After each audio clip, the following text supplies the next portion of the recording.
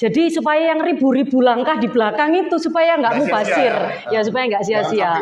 Kalau misalnya di samping nggak bisa nasihati, ini berarti memangnya orangnya sudah out of the box. Kadang saya berpikir ya, pernah saya berpikir sesuatu yang liar dan gila gitu ya. Saya 6 tahun, terus gimana saya mau menyerah kalau bayarnya aja bertahan. Tapi kadang kita itu ketemu sama orang itu yang bebal minta ampun dan nggak bisa dikasih tahu, padahal jadi problem solver juga ya. Iya betul. Bantu mikirin masalahnya orang.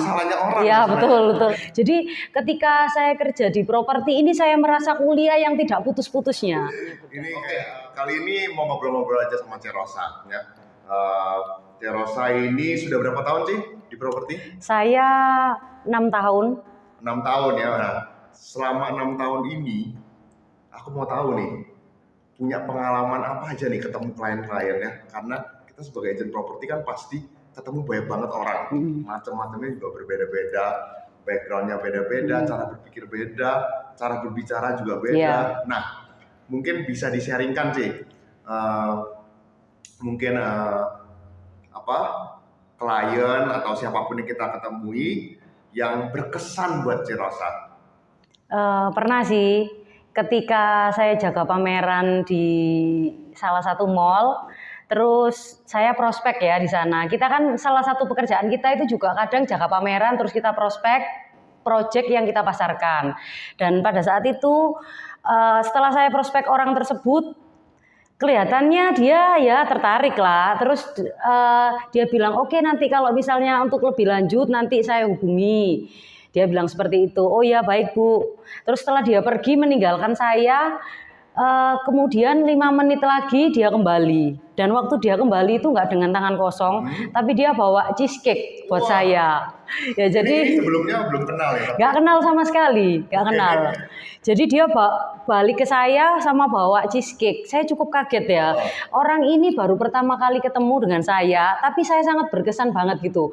Kadang kalau kita ketemu dengan orang yang positif itu mungkin buat kita itu sesuatu yang luar biasa ya. Ternyata mungkin kita juga harus bersikap seperti itu untuk membuat orang lain terkesan sama kita gitu ya. Jadi itu bisa dibilang calon klien tersebut itu jadi mood booster ya. Iya betul, jadi mood booster. Mungkin pada saat itu Cek Rosa jaga pameran juga it's a long day. Iya betul. Iya betul. Gitu ya? Iya tiba-tiba ketemu orang yang baik gitu. Jadi itu luar biasa gitu. Mungkin kita besok-besok ke depannya kalau membuat orang lain terkesan dengan kita harus melakukan sesuatu yang berbeda gitu. Kalau menurut kira-kira saya. seberapa sering tuh Cek ketemu orang yang seperti itu? Sangat jarang sekali ya.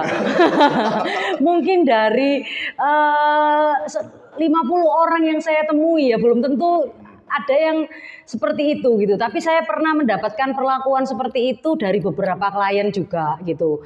Ada yang habis viewing terus setelah pulangnya kita diajak makan gitu kan. Terus dia cerita-cerita tentang bisnisnya, cerita tentang pekerjaannya seperti ini. Dia juga seorang investor gitu. Dan buat saya itu pengalaman yang baru. Enaknya kita di dunia properti ini kita selalu ketemu orang yang berbeda-beda setiap hari. Jadi itu buat kita itu kayak sumber ilmu gitu ya. Jadi ketika saya kerja di properti ini saya merasa kuliah yang tidak putus-putusnya. Ini kayak kuliah kehidupan gitu ya? Iya betul seperti kuliah kehidupan. Karena kita kerjanya nggak cuma di kantor gitu ya. Iya betul. Nggak cuma di belakang meja gitu ya. Tapi kita ketemu orang yang berbeda. Iya. Ya toh makanya kita juga bisa tukar pikiran sama mereka. Iya betul. Dan bisa ngobrol, dapat insight, dapat ilmu baru juga ya. Iya betul, dapat ilmu baru. Itu enak banget ya, salah satu keuntungan jadi agent properti seperti itu. Iya, seperti itu. Jadi kita itu selalu belajar terus setiap hari. Buat yang suka belajar, mungkin cocok ya untuk mencoba jadi seorang agent properti. Karena kita ini akan ketemu developer, ketemu klien yang hebat-hebat di luar sana, yang luar biasa gitu. Mungkin yang dari kisah hidupnya mereka yang perlu kita serap untuk kita pelajari supaya kita lebih maju lagi. Gitu ya. Wah, luar biasa Cek Rosa. 6 tahun ya Cek Rosa ya? Iya 6 tahun, mungkin tahun ini ya hampir tahun ke-7 kayaknya ya. Hampir tahun ke-7 ya. Nah, selama 6 tahun lebih ini ya, Cek Rosa mungkin tadi yang enaknya ya. Iya, Nah, yang sekarang enaknya. kita coba ngobrolin tentang nggak enaknya. Wah, Nah, kalau nggak yang enaknya jadi agent properti itu apa sih?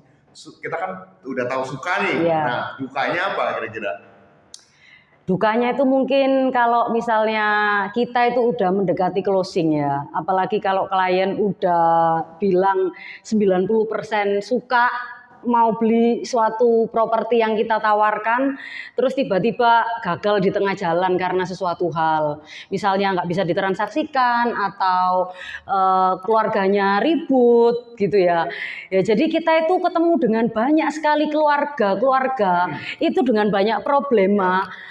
Itu yang kita temu di properti ini. Jadi kadang kita ini bisa belajar juga ya untuk kedepannya nanti kita harus seperti apa. Jadi kita juga bisa memikirkan ke depannya. Nanti kalau punya properti itu harusnya gimana? Harusnya maaf kalau untuk yang sudah berusia itu kan orang tua harusnya misalnya mau membagi ke anak atau sudah dihitung-hitung, dipertimbangkan itu seperti apa supaya jika di kemudian hari nih orang tua sudah nggak ada, jadi kan akhirnya sudah persiapan gitu, anaknya nggak sampai berantem rebutan warisan gitu kan. Jadi sebenarnya di agent properti itu kita nggak cuma jualan properti ya. Betul, kita nggak cuma jadi problem solver juga ya. Iya, Kita betul. bantu mikirin masalahnya orang. Iya, betul. Ya emang berhubungan dengan jual beli propertinya ya. Iya. Jual beli properti itu kadang-kadang complicated ya. Iya, betul. Dan apa namanya? Bukan mempengaruhi, apa sih? Ada hubungannya dengan keluarga, persoalan keluarga. Iya, ya. Iya betul. Apalagi untuk yang mungkin yang waris-waris. Iya seperti itu. Wah gila. Jadi apa? Banyak banget sih. Iya banyak banget sekali. Life lesson ya. Iya life lesson.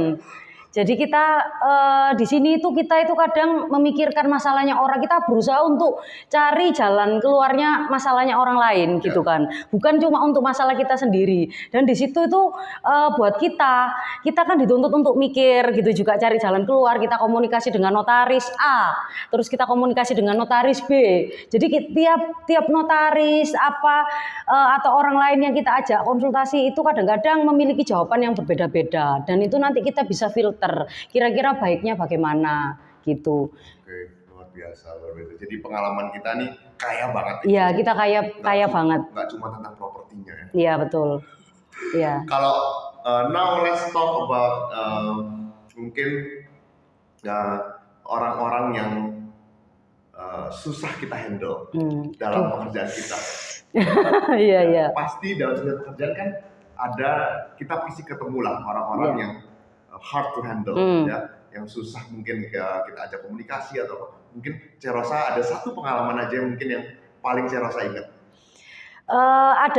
Ada salah satu keluarga yang buat saya itu sangat sulit ditaklukkan ya. Ada salah satu transaksi ini ya. Ini sampai sekarang sih saya juga masih belum benar-benar ketemu sih solusinya. Tapi maksud saya seperti ini. Saya merasa sangat percaya diri dan bisa menaklukkan orang ya. Dalam arti ketika jalannya buntu, saya akan berusaha kira-kira bagaimana. Itu bukan pakai pemikiran saya juga. Karena di properti ini kita ketemu dengan senior-senior.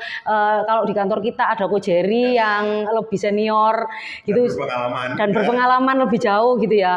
Jadi saya seringkali tanya-tanya gitu ke Ko Jerry. Jadi dalam arti seperti ini, kadang kita ini ketemu dengan orang yang mau menerima masukan dari orang lain, yang mau mendengarkan kita. Tapi kadang kita itu ketemu sama orang itu yang bebal minta ampun dan nggak bisa dikasih tahu, padahal dia juga nggak ngerti, bahkan sampai orang-orang yang lebih penting di dunia properti ya. Contohnya kalau kita jual beli tanah, otomatis kita kan melibatkan notaris. Dan kepengurusan surat-surat itu juga notaris. Bahkan kadang ada vendor itu yang sampai notaris saja dilawan gitu loh. Saya maunya begini begitu ya. Kadang saya sampai nggak bisa menaklukkan. Sampai di suatu titik itu saya pernah bilang seperti ini ya, sama diri saya sendiri. Saya ini merasa saya itu bisa kalau misalnya handle si ini. Bahkan yang terberat itu saya pernah melewati. Bahkan saya pernah melakukan transaksi yang sangat impossible ya. Waktu itu anaknya 5 dan orangnya itu di Jakarta. Ketika transaksi sama saya itu hanya mengutus salah satu anaknya. itu transaksinya berhasil dan semuanya itu lancar gitu ya. Tapi kalau sekarang saya memikirkan, mungkin itu orang-orang yang bisa menerima masukan dari orang lain, tapi ada orang yang nggak bisa menerima masukan dari orang lain.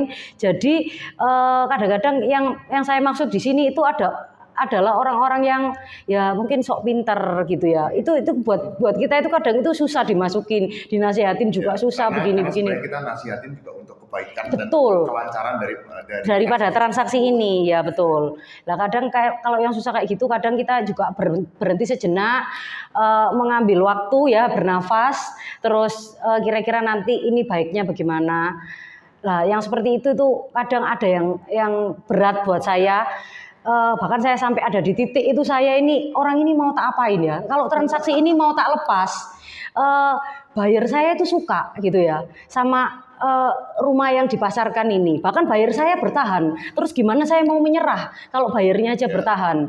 Jadi di pekerjaan saya ini saya juga cukup berat dalam arti saya pernah menghadapi situasi yang saya give up tapi buyer saya nggak give up. Ya itu kan cukup berat ya. Berarti kan kita ini di posisi yang kita nggak boleh give up juga gitu ya. Kita terpaksa harus fight terus.